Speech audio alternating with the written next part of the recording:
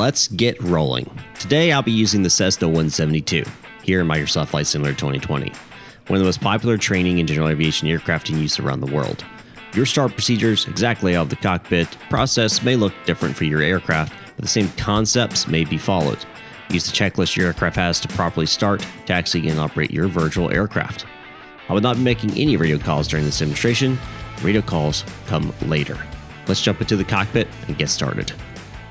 First, before starting the engine, we want to turn on the battery and make sure all of our instruments are correct. Here in the Cessna 172, all we're going to do that, select the master and battery alternator on. We should see airspeed indicator should be at 0, turn coordinator spinning up. The attitude indicator, which is this guy right here, should have a red flag letting you know that the vacuum system is currently not operational, and that's normal because this is a engine-driven vacuum pump. DG should also be inoperative. The altimeter should be stationary, and the vertical speed indicator should be relatively close to 0. If it's not exactly 0, wherever it is what they consider to be your new 0. All right, now that we've done that, we want to turn on our avionics, which includes our GPS, our radios, our transponder, our autopilot if it has one. So go ahead and do that today. To simply do that, all we're going to do is turn on our avionics master switches. As you saw, both of these CDIs came alive and did their little pre-test. Both the Garmin G530 Whiskey and the 430 Whiskey both activated and turned on. The autopilot activated and the transponder is off. If we turn that to standby, you'll see it has turned on as well. We'll wait for this to finish loading up. If you're curious about the GNS 530 and 430, we will have a completely separate lesson later on, completely going over these devices. We're going to select OK using the Enter key on both of these. Going to ask for a self-check, half left out of view, half left out of view, so forth. Select OK and OK. And now it's searching for GPS. At this point, we want to make sure we have our flight plan put into the GPS and our radios tuned. Again, today, we're not going to cover that specifically, but this is where that would come into play. Once you've put in your GPS flight plan and you've tuned your radios you want to do, and you get your AWOS, which is, or ASOS or ADIS, depending on where you are, which is your weather at your local airport, you're actually going to turn your avionics back off. To do that, simply click these switches. Now the avionic masters are off. We're going to take our throttle, which is this black knob right here. You see it moving. We're going to add about 1/4 of an inch in. Make sure our mixture, which is this red knob right here, which is just how much fuel actually is added to the fuel-air ratio mixture, and make sure it's in idle cutoff, aka all the way back. Here our propeller is visually clear. Hit by it. Now these guys are a little close for me, but I can't change that, so we'll just ignore them. Make sure our master switches are in the on position, and turn our beacon to on, indicating, let everybody know that we're about to start our engine. Next, we want to push in this red knob next to fuel cutoff. That allows fuel to start flowing. Turn our auxiliary fuel pump to on. Add mixture, full rich, 1, 2, 3, 4, 5. Release. Auxiliary fuel pump off. And we're going to go start. Now we'll go start. We're going to switch this key. Mag, left mag, both. Hold tight here. And what we're going to do is I'm going to flip it to start, hold it in the start position. Then I'm going to add mixture to it. It should automatically start running. Now make sure you have either your brakes on. In this case, I have my parking brake on. Make sure that's on before you start your engine. All right, here we go. Switch to start. Add full mixture. Back to both on the magnetos. And our engine is started and running. Now we want to adjust our throttle to we're about 800 to 900 RPM. Somewhere around there is fine. And what that helps do is help start charging the battery from the alternator. Since you started, make sure the engine starts warming up. Once we've done that, we want to check a few of the instrument gauges here. Oil pressure is a little low. That's to be expected. Vacuum a little low, also to be expected. Now notice ampage is way high. That means it's charging. You'll notice that if I turn on, for example, landing light, that it drops down. Now oil temperature is now in the green. Pressure is still slowly rising. Fuel flow is green. EGT is normal. Engine looks like it had a good start and there's no problems with it. At this point, we can turn our avionics masters back on.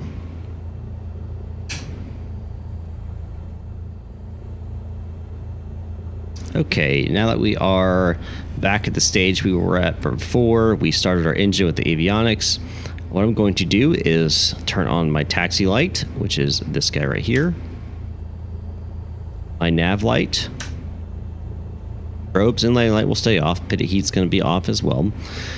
Here on the DG, one thing you want to always check, move this little guy out of the way so we can see better. You want to make sure that this center, this white arrow is pointing to the same degrees on the compass. Notice that we're pointing at about 350. Right here on the compass there's 350. So these two match. Your DG will slowly get out of sync with your actual magnetic compass. So you have to adjust this about every, let's say 10-15 minutes. Give it a look, make sure it's still accurate. All right, so mixture right now, we're going to keep it full rich. If you are in a high altitude environment, you may lean it a little bit, or density altitude may be a little high. You may also lean it then as well. Transponder, we're going to say we're flying VFR today. 1200-1200 is your VFR code. So we're going to set that, and we're going to switch from standby to altitude reporting mode. This is what they call a mode C altitude reporting transponder. Our taxi light's on. Our taxi area is not clear because of these guys, but we're going to ignore them for the sake of this, again, virtual. Now we're going to release our brakes and start taxiing. Before we taxi, we want to do a couple things. We would be making radio calls at this point, but again, that's going to be covered in a future lesson. But as we taxi the runway, we're going to talk about a run-up. Taxi is pretty simple, but it's important to pay attention to where you are going. As a reminder, you do not need taxi clearance at an uncontrolled field, but if you're at a controlled field, like Smyrna, you must get taxi clearance. Pulling up our airport diagram, we can see the easiest way to get to runway 14 is by taking taxiways Juliet and Kilo. A run-up is a final check of the aircraft before departing. You only see this in smaller general aviation aircraft. You won't see this on a jet. So if you're flying a business jet, there's no reason to do a run-up. In a lot of airports, you may do the run-up right here on the ramp before you get out to the runway. In this situation, we're acting as if this is an uncontrolled field, and I'm not making any radio calls. So we're going to taxi to the runway using taxiways Juliet and Kilo. We're going to release our parking brake and using our rudder only to steer us on the ground. Your yoke does nothing for you on the ground. It's not like a car. You can't turn to the right with your yoke and expect it to go right. It's not how it's going to work on the ground. You have to use your rudder pedals. We're going to increase our RPMs, throttle until we get moving here. There it is.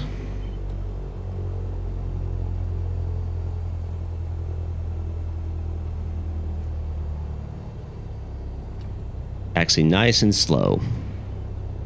The goal of the taxi here is to get you to your runway and from the runway, but also you want to try to keep it on in the center, this yellow line, unlike maybe you're used to on like a road. You don't stay to the right or left of it. You stay right on the yellow line. So we're gonna stay right on the yellow line and taxi to the runway. I'll see you guys right at the runway while we'll do a run up.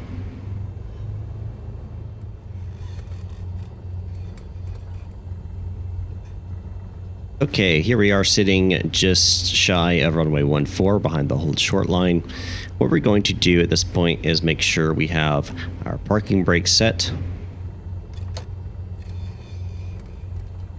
We're going to ensure our flight controls are correct. And to do that, we're going to turn on this yoke real fast so you can see what I'm doing.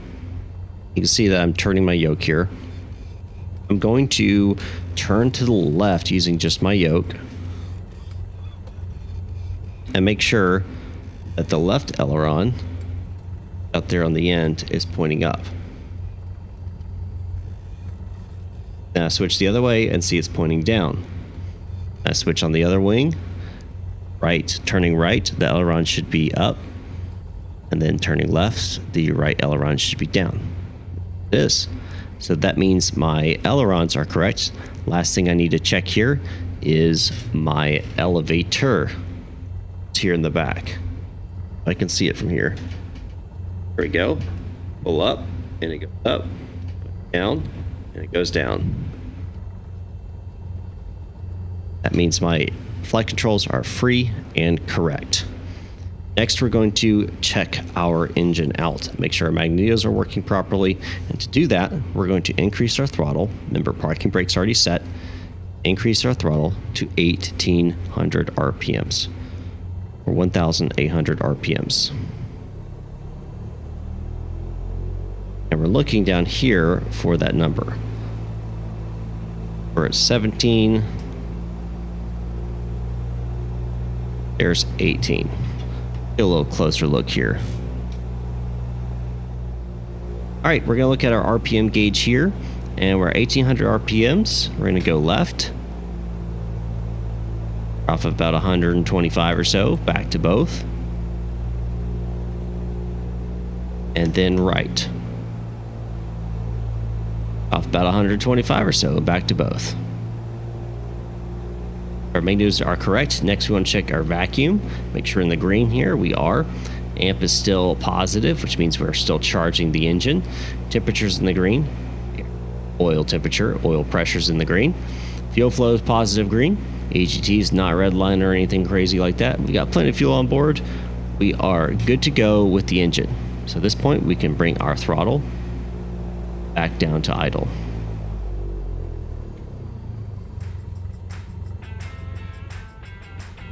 At this point, we are about ready to go. We would do our before takeoff checklist, make our radio calls, and climb into the sky. Pretty easy, right? Don't forget, you want to watch the next lesson where we talk about flying your aircraft. That includes taking off, flying a pattern, coming back in, and landing. Thanks again. We'll see you in the next lesson.